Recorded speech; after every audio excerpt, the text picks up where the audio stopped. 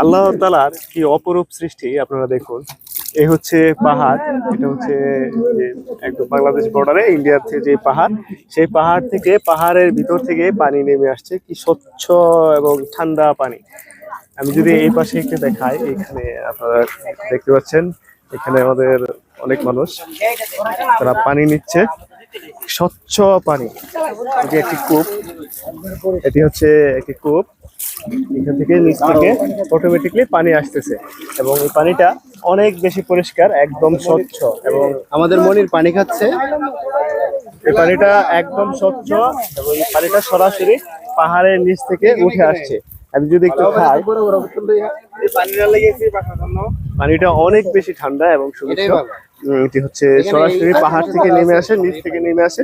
এখানে একটি কূপ করে দেওয়া হচ্ছে, এখন এখান থেকে অনবরত এই পানিটা কিন্তু ওইদিকে প্রবাহ হচ্ছে, এদিক থেকে বেয়ে বেয়ে খাল হয়ে এটা নিচের দিকে যাচ্ছে।